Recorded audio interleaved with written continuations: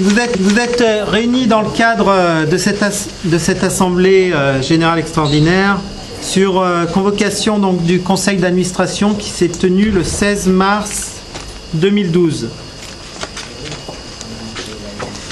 Je vais vous lire le rapport du conseil d'administration.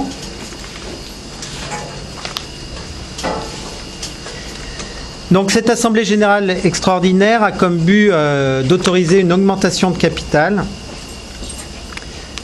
donc en numéraire, d'un maximum de 512 874,46 €. Pourquoi un tel montant? Parce que c'est ramené au nombre d'actions. D'accord ?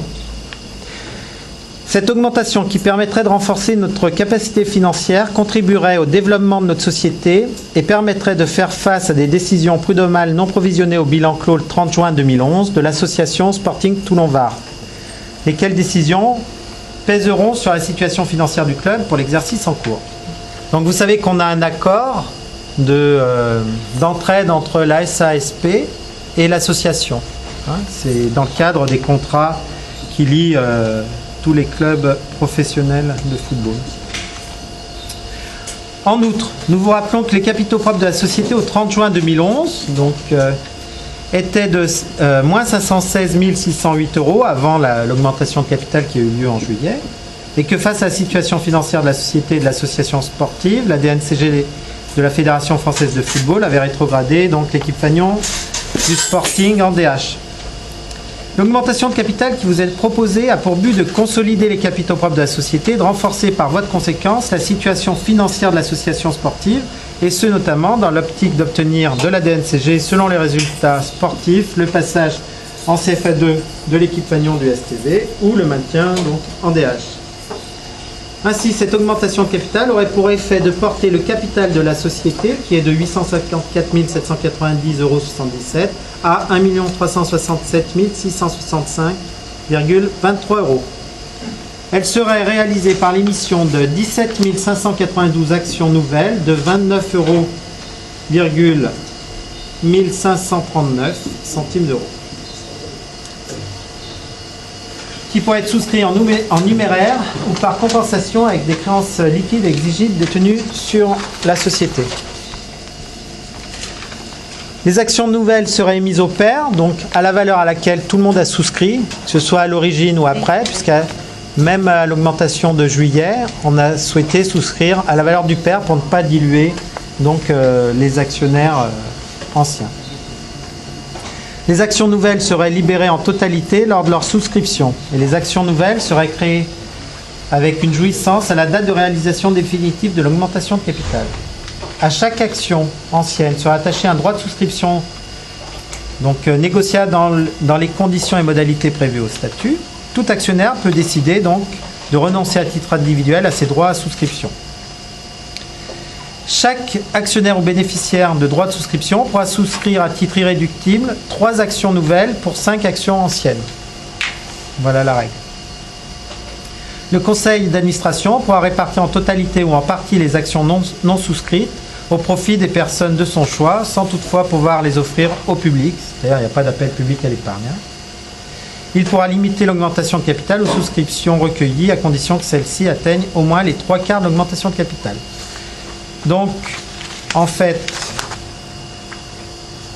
l'objet de l'Assemblée de ce soir, c'est d'autoriser une augmentation de capital d'un maximum de 512 874 € qui pourrait être souscrit au minimum des 3/4. Donc, l'augmentation qui sera réalisée sera comprise entre 400 et 512 000 €. Donc, marche des affaires, conformément aux dispositions de l'article R 225-113 du Code de commerce, nous vous donnons ci-après toute indication sur la marche des affaires sociales depuis le début de l'exercice en cours. Alors, on vous rappelle qu'au terme d'une assemblée du 15 juillet 2011, le capital social a été augmenté d'une somme de 399 990,77 €, en gros 400 000 €, par émission de 13 720 actions nouvelles, réservées à 2 actionnaires. Donc, qui sont donc la Société Alaï Conseil et Finances et moi-même. Par suite, donc, le capital social avait été porté à la somme de 854 790 €. Le conseil d'administration a été entièrement remplacé Et donc, Jacques Jaillet a été nommé président du conseil d'administration en remplacement de M. Bataillé. Tout ça, vous le savez. Malgré l'augmentation de capital ci-dessus, la DNCG n'est pas revenue sur sa décision de rétrograder l'équipe Fagnon, vous le savez. Cette décision a été préjudiciable d'un point de vue sportif, évidemment, mais également financièrement, puisque la société a rencontré donc plus de difficultés pour développer ses recettes de sponsoring. Nous rappelons que la convention conclue entre la SASP et l'association le 26 avril 2007, expirant le 30 juin 2012, a été reconduite jusqu'au 30 juin 2016. C'est important, je vous rappelle que c'est l'association qui détient le numéro d'agrément à la Fédération française de football. Enfin, des mesures ont été entreprises depuis la clôture de l'exercice, clos le 30 juin 2011 par la nouvelle équipe dirigeante, pour réduire les charges d'exploitation, suppression de postes par rupture conventionnelle, échelonnement de la dette sociale de la société avec l'URSSAF et les ACEDIC sur 35 mois à raison de 5 000 € par mois, augmentation des recettes de la société par la création d'un poste responsable des partenaires, donc Christian Porte qui va attaquer à partir de juin, maintenir les résultats sportifs de l'équipe Fagnon, et l'embauche de 3 nouveaux joueurs en contrat fédéral. Donc, à ce jour, nous avons un contrat fédéral temps plein et 2 contrats fédéraux temps partiel. Je vous rappelle que l'année d'avant, nous avions 14 contrats fédéraux temps plein. Et donc, le contrat fédéral temps plein est en accident du travail actuellement, puisqu'il se fait opérer dans la semaine des ligaments croisés. Délégation de compétences à consentir au conseil d'administration à l'effet de procéder à une augmentation de capital réservée aux salariés de la société et des sociétés qui lui sont liées. Donc ça, c'est une obligation légale. On doit, à chaque fois qu'on fait une augmentation de capital, le proposer aux salariés. Donc cette délégation entraînera la renonciation de plein droit des actionnaires à leur droit préférentiel de souscription au bénéfice des salariés. Mais il n'y en a pas qui souscriront. Le prix de souscription sera le même que pour les autres actionnaires. Voilà pour le rapport. Donc c'est un peu technique. Je vais vous lire quand même le rapport du commissaire aux comptes, puis après je vais vous dire à peu près vers quoi on va, vers un atterrissage comptable au 30 jours. Et vous expliquer la situation. Monsieur le Président. Je suis vraiment désolé. C'est le festival Saint-Tropez des Harley, alors donc plus de 2h15, j'ai dit que 2h15. Donc j'ai lu le rapport du conseil d'administration. Je vous lis le rapport du commissaire aux comptes. Donc vous savez qu'on a changé les commissaires aux comptes. Soit dit en passant, les commissaires aux comptes qui coûtaient 20 000 € pour la SA, 20 000 € pour la SOS, coûtent 3 000 pour la SOS et 3 000 pour la SA. Que des économies. En notre qualité de commissaire aux comptes de votre société. Donc du coup, j'aurais pas demandé de venir, j'aurais dit faites votre rapport, faites vos investigations. Allez pas perdre du temps à venir et nous coûter des défraiements. En notre qualité de commissaire aux comptes de votre société, donc c'est la société Orvalia, qui est de Lyon.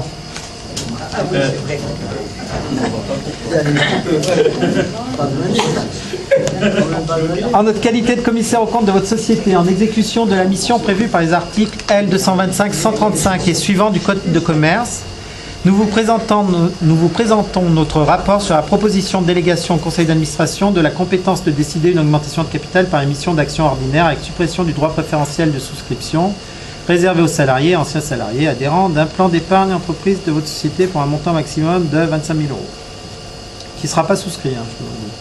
Cette augmentation du capital est soumise à votre approbation en application des dispositions de l'article 225-129-6 du Code de commerce et L 3332-18 et suivant du Code de travail. Votre conseil d'administration vous propose, sur la base de son rapport, de lui déléguer pour une durée de 18 mois la compétence pour décider d'une augmentation de capital et de supprimer votre droit préférentiel de souscription aux actions ordinaires à émettre. Le cas échéant, il lui appartiendra de fixer les conditions définitives d'émission de cette opération. Il appartient au conseil d'administration d'établir un rapport conformément aux articles R225-113 et R225-114 du Code de commerce. Il nous appartient, en tant que commissaire aux comptes, de donner notre avis sur la sincérité des informations chiffrées tiré des comptes sur la proposition de suppression du droit préférentiel de souscription et sur certaines autres informations concernant les missions données dans ce rapport. Nous avons mis en œuvre les diligences que nous avons estimées nécessaires au regard de la doctrine professionnelle de la Compagnie nationale des commissaires aux comptes relative à cette mission. Ces diligences ont consisté à vérifier le contenu du rapport du conseil d'administration relatif à cette opération et les modalités de détermination du prix d'émission des actions. Le rapport du conseil d'administration appelle de notre part les observations suivantes. Ce rapport renvoie aux dispositions prévues à l'article L. 3332-20 du Code de travail sans que la méthode qui sera retenue, le cas échéant, parmi les deux prévus par cet article, soit précisée. Les conditions définitives de l'augmentation du capital n'étant pas fixées, nous n'exprimons pas d'avis sur celle-ci et par voie de conséquence sur la proposition de suppression du droit préférentiel de souscription. Conformément à l'article R225-116 du Code de commerce, nous établirons un rapport complémentaire, le cas échéant, lors de l'utilisation de cette délégation par votre conseil d'administration.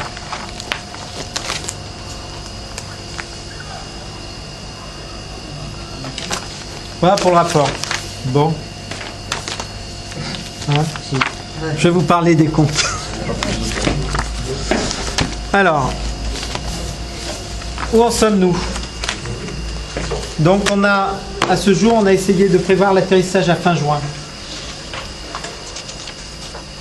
Je vous rappelle qu'on avait prévu qu'on devait normalement avoir donc, des capitaux propres négatifs de l'ordre de 750 000 € avant l'augmentation de capital. On a fait une augmentation de capital de 400 000. La mairie a versé une subvention exceptionnelle de 200 000, ce qui faisait 600 sur les 750. Entre-temps, donc, des décisions prud'homales non provisionnées, s'élevant tout compris, charges sociales comprises, à 400 000 € sont tombées. On les conteste. Mais quand vous passez devant la DNCG, c'est le risque maximal. Donc, notre décision, c'est de dire, bon, il y a un risque de 400 000, on va se le voiler, on va tout faire pour pas le payer, mais bon. On va mettre 400 000 en face, en trésorerie. D'un côté, on a une dette probable, possible, injuste, mais bon. Les procédures de licenciement ont été faites comme le reste de la gestion du club à l'époque. C'est des prud'hommes qui sont anciens. Donc on va mettre les 400 000 en face, ils seront sur un compte bancaire, les capitaux propres couvriront donc cette charge et au moins on ne risque pas d'avoir des problèmes avec la DNCG, même en honneur, puisqu'il faut que nos capitaux propres soient absolument équilibrés.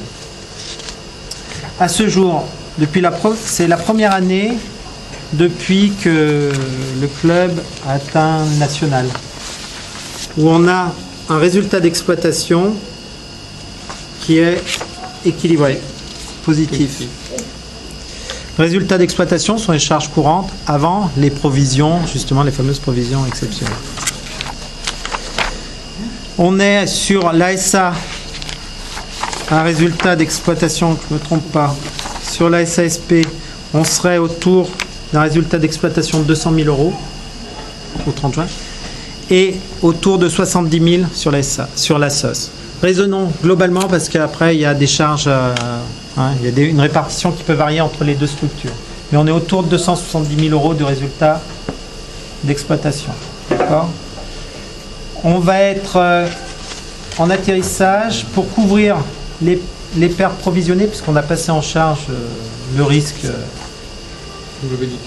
la globalité du risque à ce jour. Après, on verra si on provisionne tout ou partie en fonction, parce qu'entre-temps, donc, les discussions auront avancé. Donc là, on irait vers un résultat, donc vers une perte liée donc, à la provision de 354 000 €, le montant exact de la provision. On aurait une perte de l'ordre de 80 000 € sur l'exercice, d'accord. Or, on devait être à plus de 100 pour couvrir. Donc, en faisant une augmentation de 400 000 € de capital, on est sûr d'être au moins un capitaux propres positif. Voilà. C'est pour ça que l'augmentation qu'on vous demande d'autoriser, elle va être entre 500 et 400 000 €. On va utiliser les lois fiscales qui permettent, vous savez, aux gens qui payent de l'ISF d'avoir une réduction d'ISF de 50% des sommes qu'ils apportent. Donc, on va utiliser cela. Moi, j'ai déjà des amis qui vont mettre de l'argent dans ce cadre-là. Et puis moi, je souscrirai la différence par l'une de mes structures. Donc vous êtes sûr que il y aura au moins 400 000 de souscrits. Les actionnaires actuels peuvent souscrire, vous êtes prioritaire pour souscrire. Tout le monde au prorata du nombre de parts qu'on a dit, 3 pour 5. D'accord? Donc ceux qui veulent souscrire, pas de problème, ils peuvent souscrire, vous êtes prioritaire sur tout le monde. Après, une fois que les actionnaires ont souscrit, ben, le reste donc, est réparti entre les actionnaires qui souhaitent souscrire et après c'est ouvert à l'extérieur. Hein, voilà le mécanisme. Le but, donc, ils souscrivent alors même que la société, avec des capitaux propres à zéro, elle vaut zéro entre nous. Ils souscrivent à la valeur nominale. C'est-à-dire que le capital est à 800 000 euros. Donc, si on faisait une augmentation de 800 000, ils auraient 50% du capital. D'accord, hein? On garde la même valeur d'origine. On ne dit pas, ouais, il y a eu des pertes, donc ça vaut zéro. Donc, si j'ai 800, j'ai 99% des actions. C'est la même logique que celle de juillet 2011. Ce sera la dernière augmentation de capital pour couvrir le passé. Donc, il y aura du RAB. Dans cette augmentation, il y aura du RAB qui va nous permettre aussi de commencer à renforcer nos fonds propres pour l'avenir. Comme je vous l'ai dit, ce que je peux vous promettre, c'est pas de monter cette année ou l'an prochain. Ça, c'est du football et je ne peux rien promettre à ce niveau-là. On fera intervenir le directeur sportif. Moi, ce que je peux vous promettre, c'est que le club ne redescendra jamais pour raison financière. En tout cas, tant que je serai là. Pourquoi? Parce qu'on va gérer normalement. Hein? Ça rappelle les élections récentes. Voilà, une gestion normale, c'est tout, sans être brillant. Gestion normale. Donc voilà, en bon père de famille, comme on dit.